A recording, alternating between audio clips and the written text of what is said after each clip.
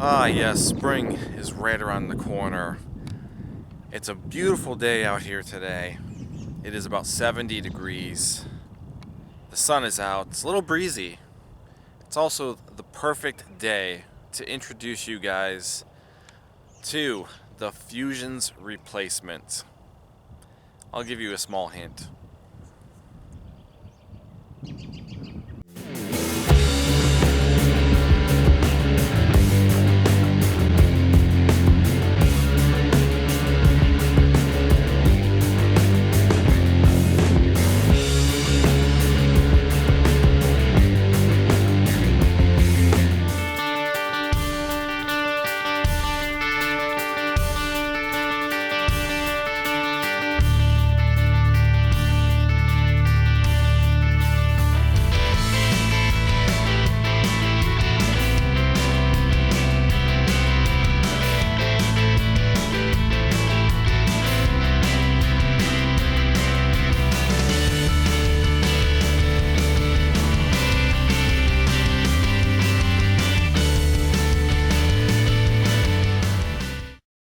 That's right, everybody. Welcome to today's installment of Mike's Vehicle Vlogs. I want to thank you so much for joining me today, because today we are introducing a new car and a new brand to the vlog series. Because the car that I replaced the Fusion with is not a Ford. It's a Honda. I bought my first Honda, and we have owned it now. This is actually the second full day. Technically it'd be like 2.5 days, but it's the second day that I actually really had it for a whole day. And so far, I really do think this is probably the funnest car that I have ever put myself in, that I've actually had to, consider a daily driver. So like the project car is not included. This car has, it's really been a blast, and so far, I love everything about it. So, what is it, you might be asking yourselves? Well, here it is.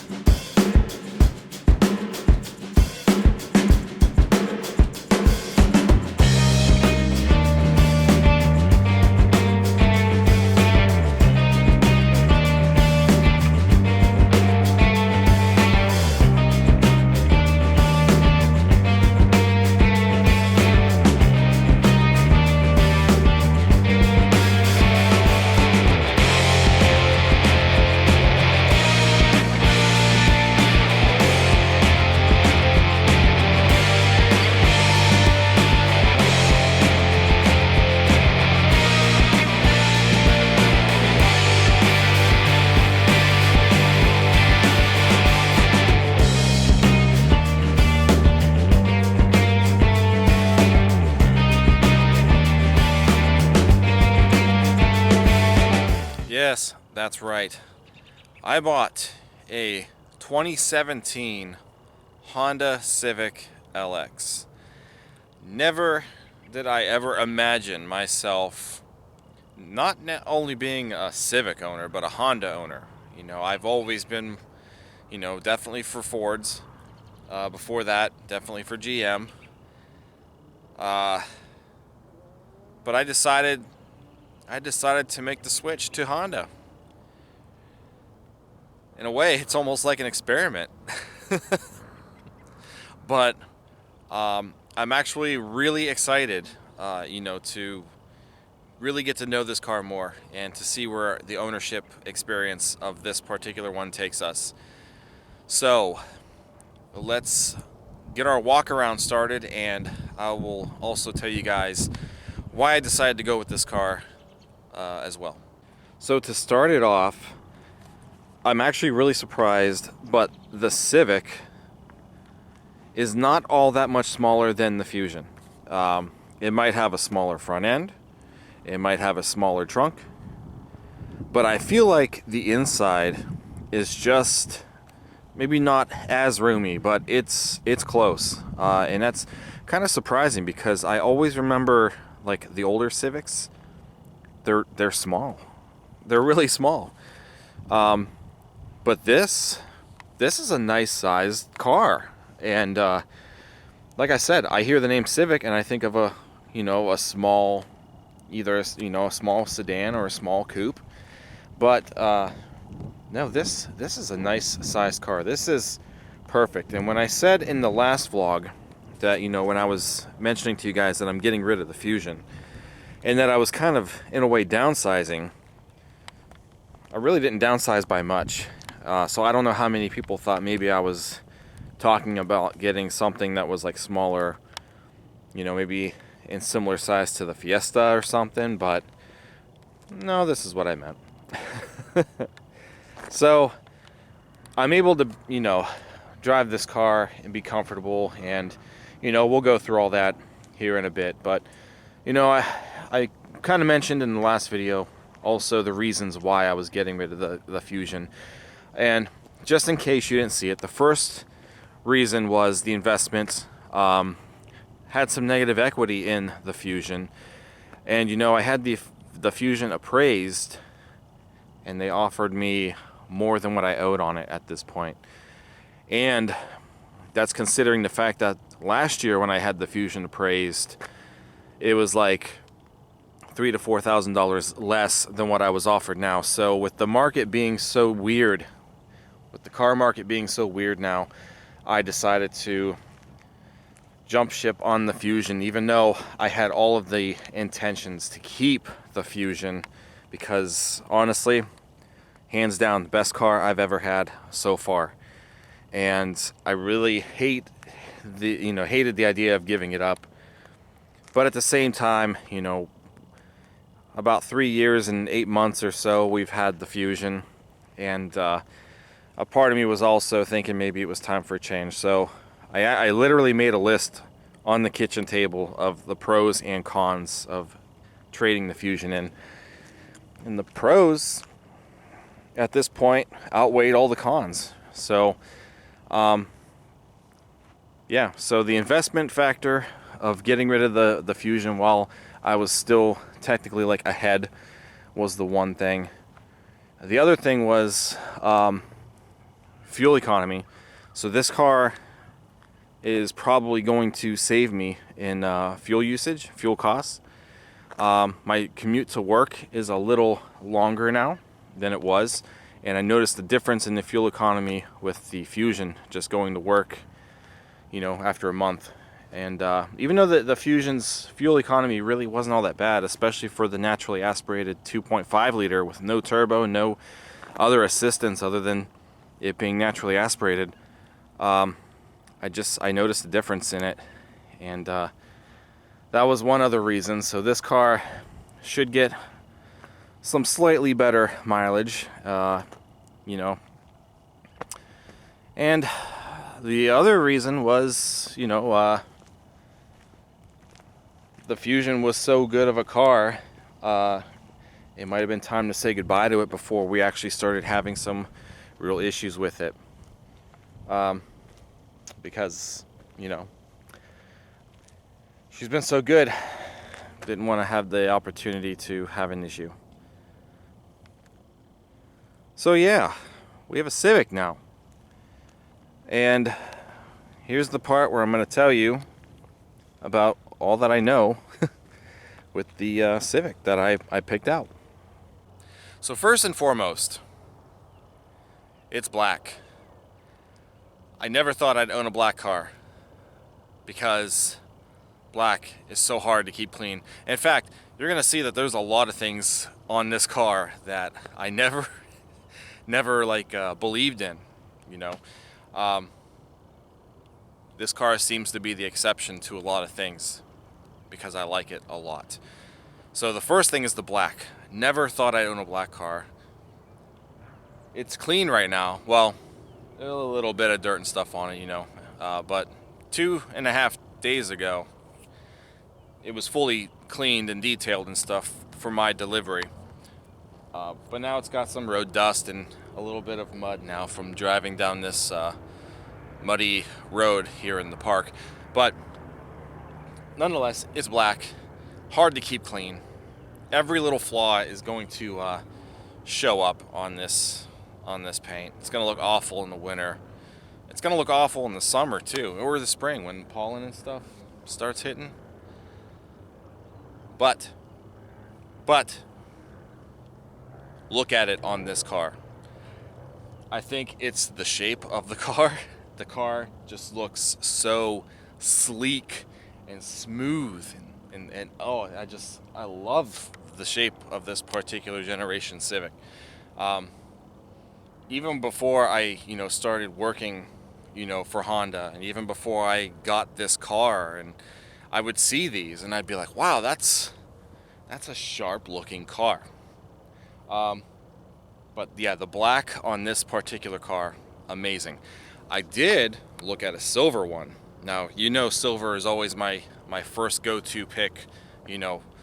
About 90% of the cars that I've had have been silver, because silver is just a nice looking color when it's clean. When it's dirty, a lot of times you can't really tell, especially in the winter. The salt and stuff, it almost blends right into the silver, so it really doesn't look all that off-putting. But the silver one didn't work out. This one was the next best thing, and I like it. I really wasn't crazy about it being black at first, but the more that this car is in my possession, and the more that I see it in the driveway, and the more I get into it and drive it and get out and walk away from it and then walk back to it, and it's like, man, that crystal black pearl color is really, really nice on this car. And you can't tell now, but it is metallic paint. It's not just a flat or glossy black. It does have metallic in it, so it is just a nice looking car. This particular Civic, also why I picked it, when it came in to the dealership after being traded, I'm not gonna lie to you guys, it was a mess. There were flaws all over the car as far as, scratches and chips, and whoever had it really didn't take care of the outside all that much. The inside was also slightly iffy, I'm pretty sure this entire back bumper had to be repainted because of all the scratches and scuffs and stuff on it, and you really can't tell. So is it 100% flawless? No, absolutely not. There are still some spots on the body where you can tell, they tried their best to touch it up. The people who come out and detail the cars and stuff, like there was a huge scratch along the top of the hood here. You can still kind of see it in the light where they touched it up. It's not as noticeable, but I mean, it starts from here and it goes all the way to about here. So that's a pretty decent scratch, but you can kind of see where it was. However, for the most part, it's non-existent. They did a pretty decent job touching everything up. I haven't really noticed anything, really bad. I don't think there is any dents anywhere, if I'm not mistaken. I think for the most part, all of the panels are in really good shape. Yeah, I really don't think there's anything. I really don't think there's anything anywhere dent-wise. The roof looks good.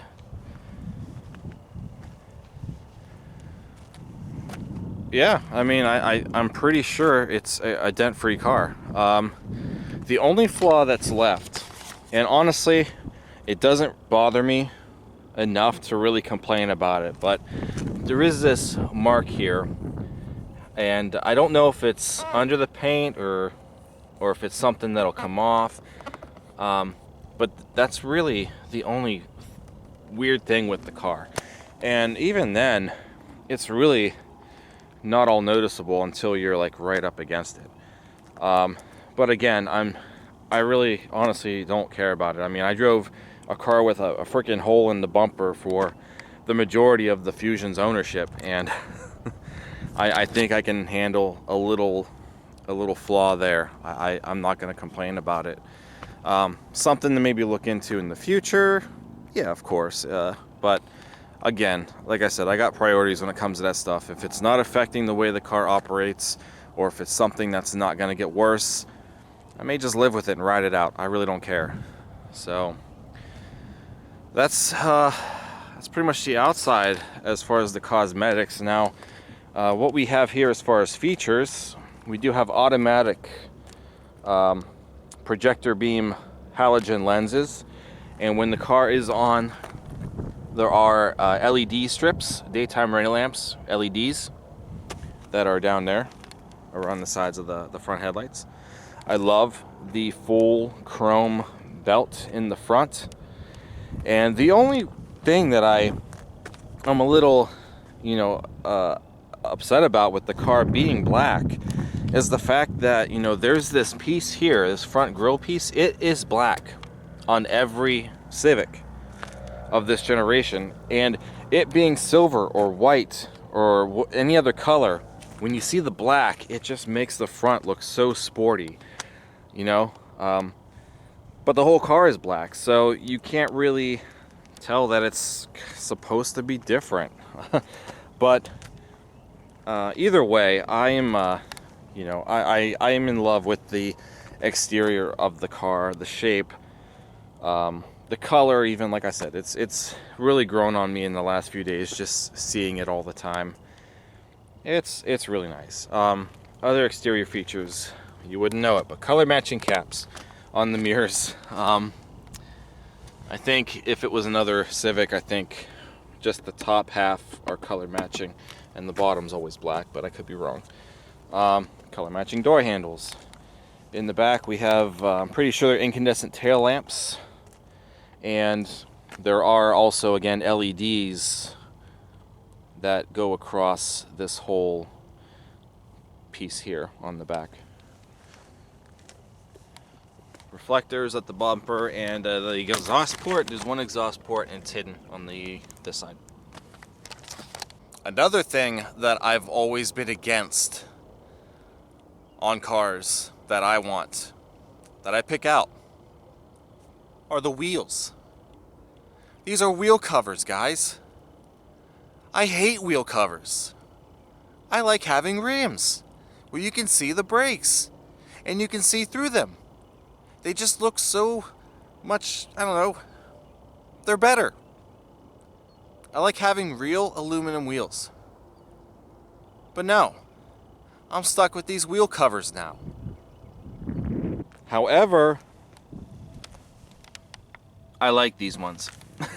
I like these wheel covers.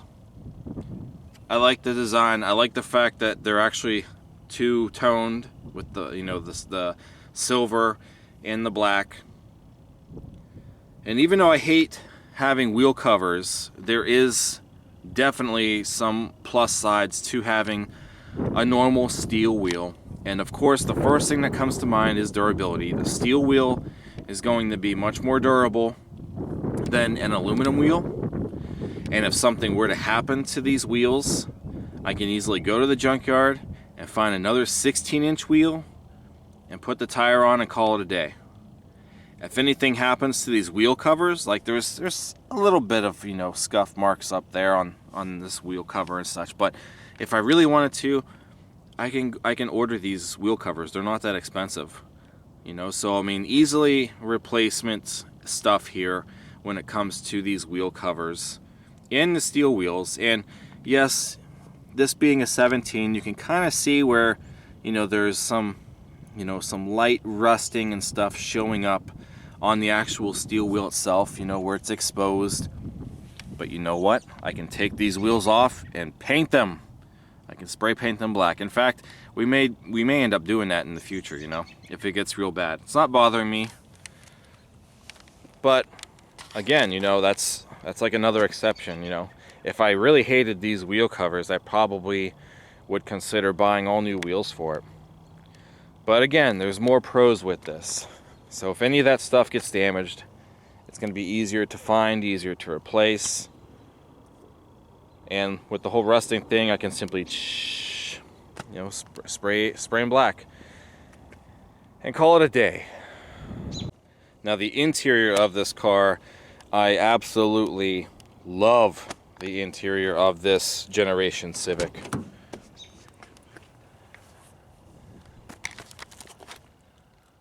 Look at that dashboard design.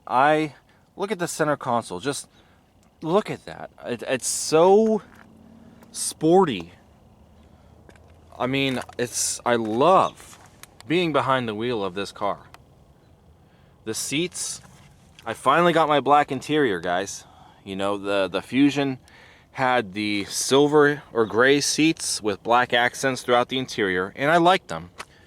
But I love black interior, and this car, you know, finally has the black interior. And you know, there are some contrasted stitching throughout, you know, the seats that give it a nice, you know, sporty pattern.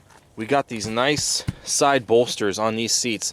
This seat's very comfortable. It's, you know, it's got some firmness to it, so you got some support when you're sitting here. It is height adjustable, manually adjustable this way and this way. And yeah, it's comfortable interior. And the dash, like I said, I just love being behind the wheel. Door trim, we've got our, you know, silver accents here on the door handle and on the door skin. We got power windows, power mirrors, power door locks, trunk release down there. Both front windows are automatic, up and down. A nice door pocket. We got some fabric here. In the back, there's really nothing to the back. My tripod's back there. Unlike the Fusion, there are cup holders in the doors for back passengers. The Fusion didn't have cup holders anywhere back here, but we do have cup holders in the doors. If this was a higher trim, there would be an armrest, and I do believe cup holders would be there also. The Fusion also didn't have rear floor mats. We do have floor mats here. In fact, these are all new floor mats, I believe. All these floor mats were replaced for sale of the car. These seats do go down. I believe they do. Maybe not. I think maybe in the trunk, but I honestly don't remember if they go down or not. I think they do. I'm pretty sure they do. Another thing that I've always kind of been against is digital gauges. But the nice thing about this particular generation Civic is I have both analog and digital. And I love being behind or in front of, you know, this gauge setup. I think it looks awesome. Look at that. Oh, turn the music down. It's warm in here, guys. Let's start it up. So yeah, so over to the left, we've got our coolant temp gauge. Over to the right, we've got our fuel gauge. And over here in the center, we have an 8,000 RPM tach with a digital speedometer, gear selection, outside temperature, instant fuel economy bar graph that will move when, you know, we're driving, 2 trip computers, the actual odometer, and what else we got? Remaining fuel range, the average fuel economy at this time, trip B, also with average fuel economy, and our oil life monitor. Oh, and yes, so far trip B has been reset from the dealership when I took delivery of the car. Almost 100 miles already. The window down here. It's cooking in here. All right, so the steering wheel. It is a 3-spoke steering wheel, and on the left side of the steering wheel we have the audio buttons, so volume. We have our source button here in the center, which will change, from AM, FM, multimedia stuff. The 2 arrows back here can be used as like trip forward or trip rewind, or whatever you want to say it is. We have our hands-free phone control buttons here. It does have voice command. I have not used it yet. The other spoke has our cruise controls. And we have grips at 10 and 2 o'clock.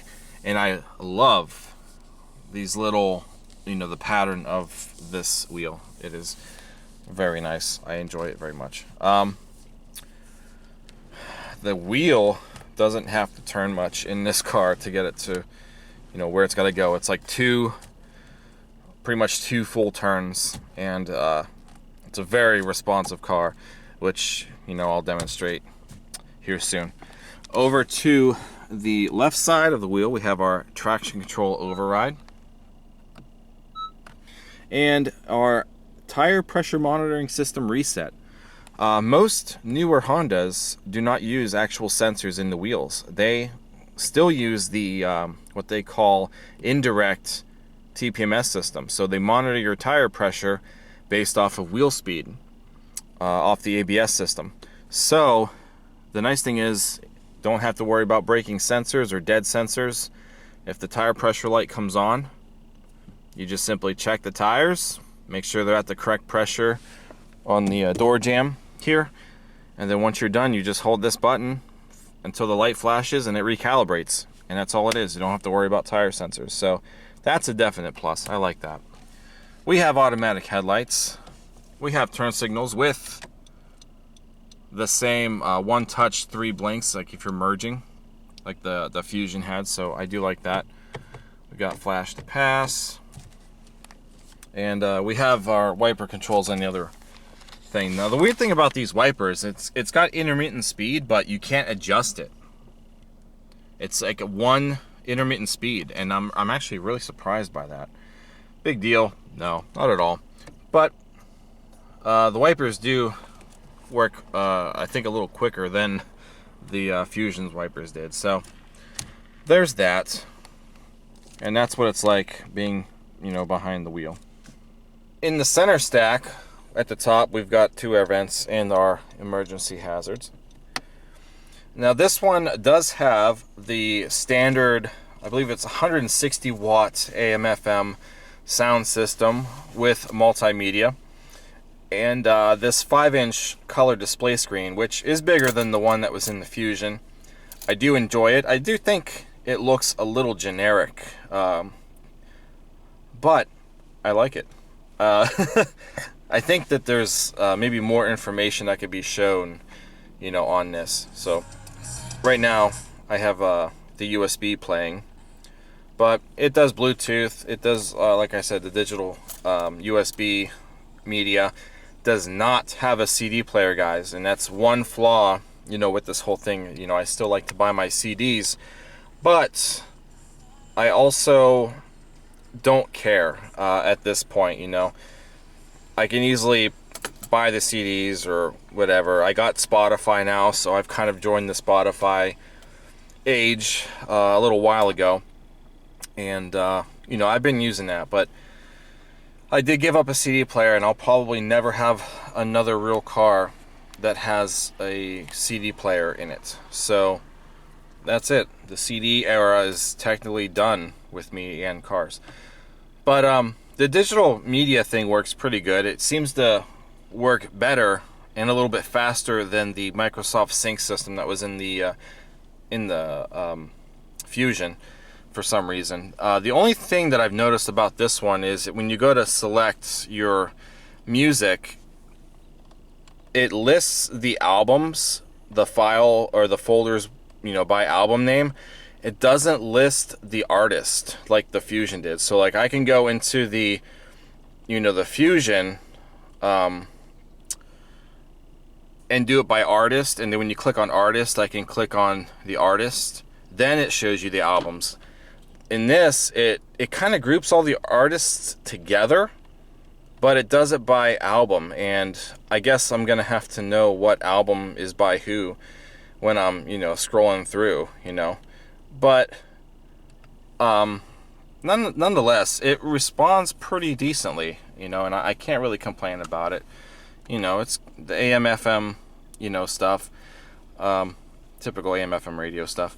The cool thing about this screen also is, you know, even though it's a little generic, you can, you know, display brightness and the contrast and such. It'll adjust, obviously, when the headlights automatically kick on. What else? You can have a wallpaper as a default instead of the audio display. You can upload the wallpaper.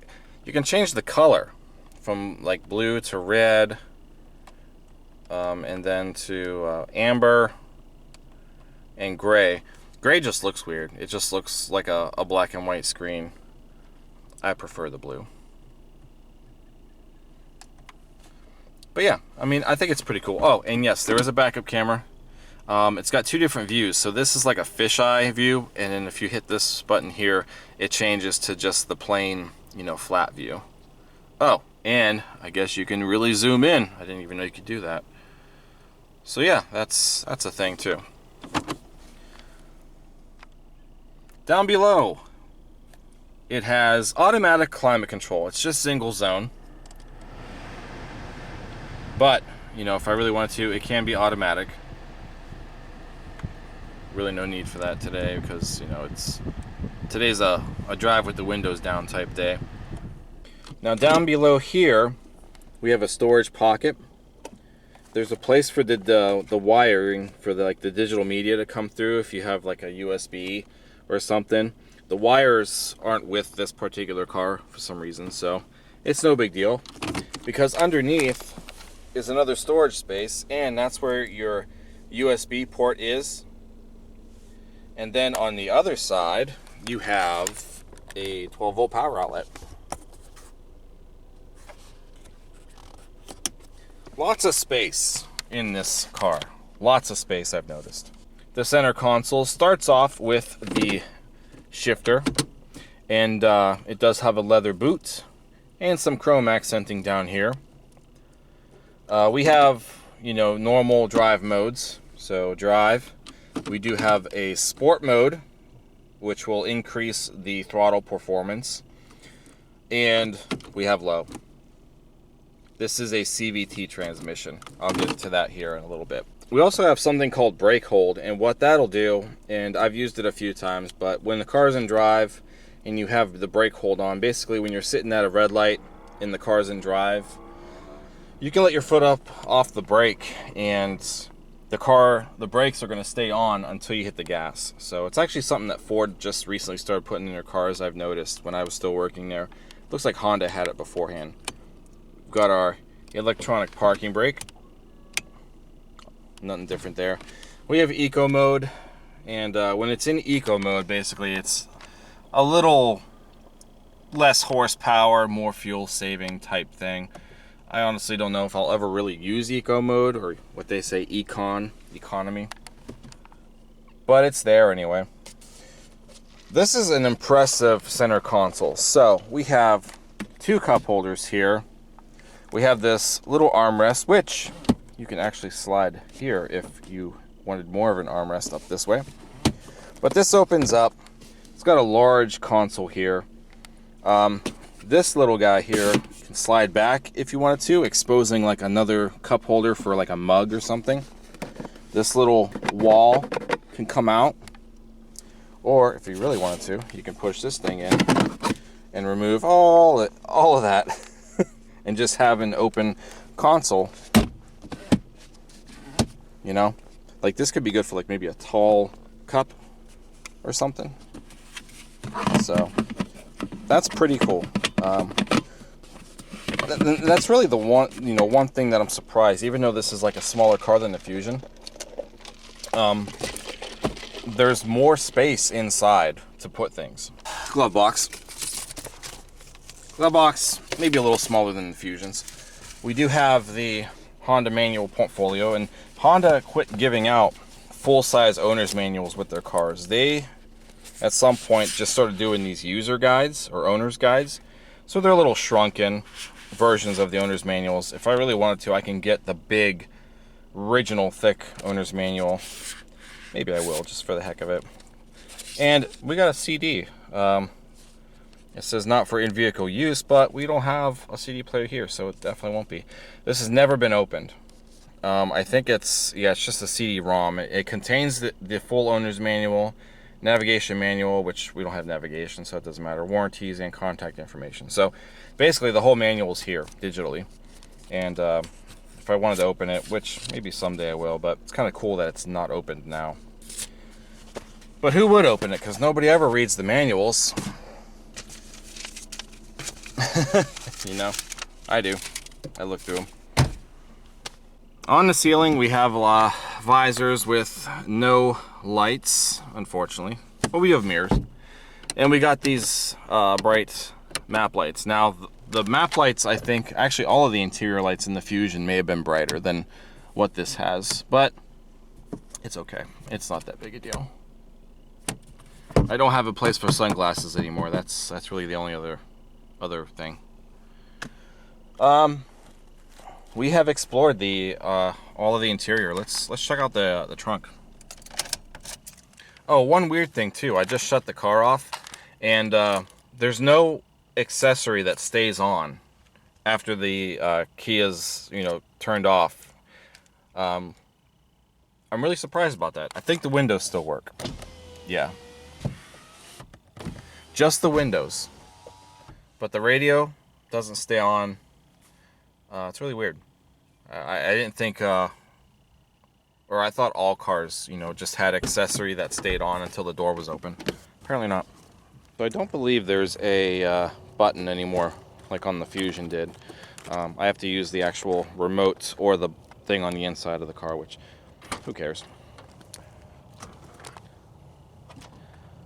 Here's the trunk. It's really not that much smaller than the Fusion's trunk. It's actually surprising. Again, these are the floor mats, the new floor mats. In fact, were they opened yet? I don't think they were. I think they're still taped. So the old floor mats, we have like papers and stuff on the floor up there, but like there's, I think, a hole in the driver's floor mat. So these are brand new carpeted floor mats.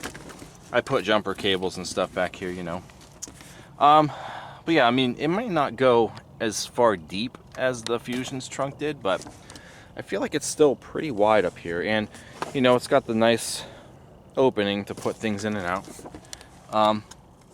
Here's the thing for the rear seat. It looks like, I didn't realize that until now, the seats fold down as one. So instead of it splitting like 40-60, it looks like the whole thing just folds. So that's cool.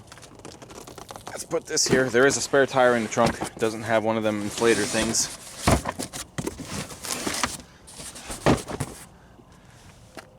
So there's that. Let's go fold the seat down.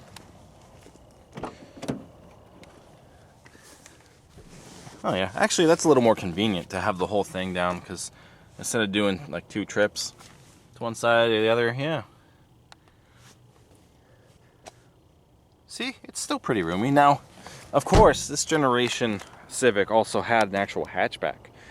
That probably would have been more ideal for me because, as much as I complain about not having an SUV or something with actual cargo room, that hatchback one, it's all about the opening of the hatch, getting taller items and stuff in there. It can be done with a Civic, and I probably would have been really happy with that, but at this time there were no hatchback used Civics available. Let's take a look under the hood now. So this is a 2-liter naturally aspirated 4-cylinder engine, produces 158 horsepower. This one here, like I said, no turbo. It does say it's the Earth Dreams technology with, the VTEC. And I'm kind of glad I got this engine because, you know, Civics with higher trim levels came with a 1.5 liter 4-cylinder with turbo, and I've heard a lot of things, especially working at Honda now, about, you know, gasoline actually being diluted into the engine oil. I don't know a whole lot about it, but, you know, just you guys know how I am about having engines that are naturally aspirated. I just feel a little bit better about having something with a little less to worry about, if you know what I mean. So when this car came in, when it was traded in, I actually got to help the technician go through the entire, you know, safety and certification process of this car. So I actually got to help change the oil on this thing. It's got a CVT transmission. I got to actually drain and fill the CVT fluid in this car. I was there. We did a brake fluid flush, so it's got fresh brake fluid throughout the system. I guess these things are also known for the AC condensers possibly leaking the refrigerant out of it. So this one, when it came in, did have a AC condenser that was leaking. So it's got a brand new AC condenser, freshly charged air conditioning system that works really well. Battery obviously tested good. New air filter, new cabin filter, which is easily accessible on this car. New wiper blade inserts. I think that's it. So basically, this thing is very well serviced, you know, at time of sale. And look at this hood.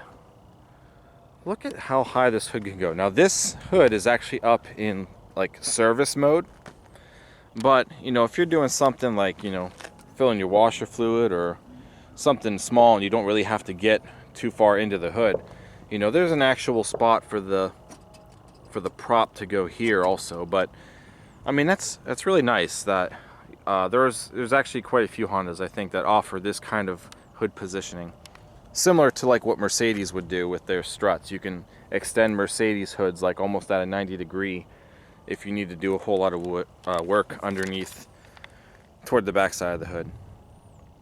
So, but yeah, that is the power plant of my new Civic. Well, I wanted to set up my tripod up here on the floor like I usually do for some of these videos, but my one leg lock on the tripod is broke, so I can't unlock it to shrink it down. So we're gonna have to do it like this. Sorry, I tried to make it a little more professional by putting the camera actually out there, but I can't do that today. So let's go for a drive. So aside from being in this car and, you know, being comfortable and such, I mean, let's start off with the actual like roominess, you know, in leg room. You know, the seat's all the way back in this car, and I am, you know, very comfortable still. The only thing that I could probably use is maybe a little more thigh support, but I can actually change that if I wanted to raise the seat a little higher. But at the same time, that's really not even all that big a deal. So I am comfortable where the seat is with it being back. I got a good, like I said, support on my back, and it just feels good. So I'm good where I'm sitting. The handling of this car is phenomenal. I don't think I've ever had a car that handles the way that this car does. This car is so responsive. Like you know, I told you guys, you know, from one end of the steering wheel all the way to the other, it's like maybe a little over 2 turns total or something, and it responds on a dime. Like even the Fiesta, you know, which is small, and it responds really well too. This thing is like on a whole other level of steering, and that's one thing that attracted me to the Civic as I was actually driving customer cars for service and such, is definitely the way that these things handle. They're effortless and they're fun. It's fun. I love it. The engine and stuff, so there's not a whole lot of engine noise. I've read things online where people complain about, you know, engine drone and such, but you know, most of the time I have music on anyway. With the music off, I really don't hear much of the engine. I know I got the window down right now, but overall, you know, I think the car is just as quiet as the Fusion, and the Fusion was very quiet. So I think the noise level of the car really isn't bad. I also think the ride itself, you know, I think it's still pretty good. The suspension might be a little stiffer than the Fusion. I mean, you got to figure the Fusion itself is more so like a full-size family sedan, so you're going to have more comfort with that car. This one, you know, this car is designed to be a little more sporty, which, again, the handling itself definitely probably handles different than like an Accord, which would be of the same caliber as the Fusion, but the ride quality really isn't all too far off from the Fusion. I mean, I might feel a couple more jitters here and there. Nothing to really jeopardize any comfort of the car. I love it. I love it, guys. This has been a really fun car over the last 2.5 days. And being behind the wheel of this car, like, just the cockpit, you know, like I almost feel like I'm like, oh, I can't explain it. It reminds me of like an arcade game, like back in the day when you would go to the arcades and you'd have the racing games where you're sitting behind the wheel and stuff. For some reason, like, I don't know if it's the gauge cluster or what, but it definitely it brings that whole racing game arcade type feel, you know. And I think the visual of the front, you know, of the gauges and the wheel and just the way that the whole interior is laid out up here, I think that also has a huge part in how fun this car is to drive. This is an LX, so I don't think there's anything optional on this car except the transmission. The CVT is optional. I think everything else is all standard, much like the Fusion. The Fusion didn't have any options on it at all when I, you know, got it. But the transmission, it being automatic, or not automatic, but CVT, not the manual, that was an option. And I think that's it. And it's fun to drive. It is fun to drive. I honestly couldn't even imagine what the Civic Si or the Type R, I couldn't imagine how those things drive. And those are the performance Civics. This is just a base LX. And it is fun. Like, I honestly, when I had this thing on test drive and I was, you know, testing how quick it moves and stuff on the highway, it put a legit smile on my face. And I honestly cannot remember the last time a car made me smile like that. Like, I was, woo! I love it. So the whole thing with the CVT. Oh wait, here's my turn, guys. Let's look at how effortless this is. How effortless. Look. Oh, it's fun. Oh, I forgot there's holes here. Darn it. That's okay. We're missing them. There we go. So the CVT. Let's give it some power here.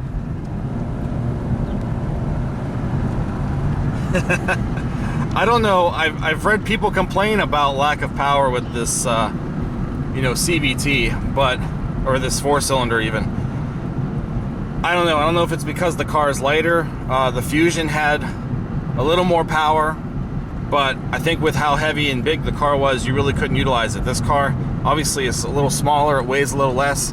It's got a smaller engine, but I feel like it definitely responds more to, you know, acceleration and such. And that's, you know, it's in regular drive mode now. It's not even in sport mode.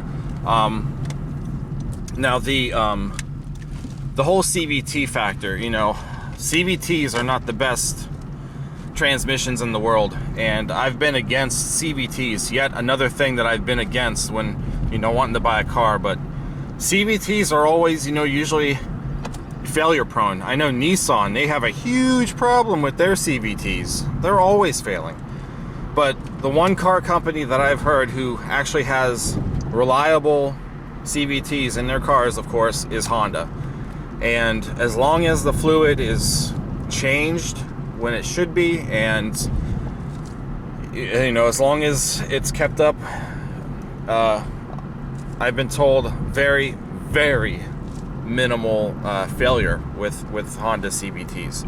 So with that whole thing in mind, you know, I decided to give it a go. A lot of the Hondas now, at least a lot of the smaller ones, they all have CVTs if they're not manual transmissions.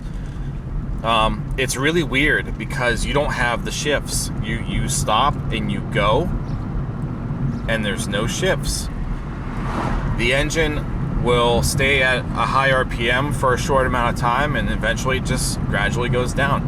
And I think that really helps with optimizing not just the fuel economy aspect of this car, but the actual performance.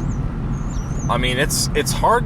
I gotta get used to it, but it's hard to start off slow in this car. Even though it was extremely hard to get rid of the Fusion, I feel like I made a really good decision. With all of the pros and cons that I've considered, I think I made a good decision. All right, everyone, so there you have it. That is my new 2017 Honda Civic LX. So far, I still, you know, say this is probably the funnest car that I've put myself in. I am looking forward to where this car is going to take me in years' time. And, you know, like I say, I really miss my Fusion. That car has been great.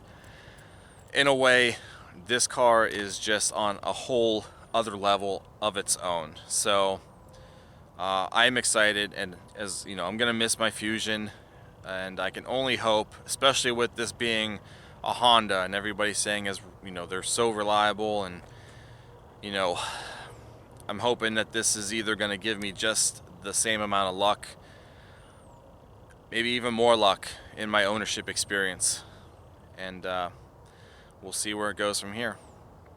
So thanks for watching, guys. I hope you enjoyed this, and if you are excited to see where the Civic takes us, if you're excited about the Civics in general, even if you don't like this thing, I don't care, give me some support. Thumbs up this video. Leave your comments, leave your criticisms, but keep it clean. And also don't forget to subscribe. And we also have merchandise, teespring.com/stores/Mike's Vehicle Spotlight. That's where you can find all your MVS and vlog merchandise. I'll see you guys next time. Thank you yet again for watching, and take care.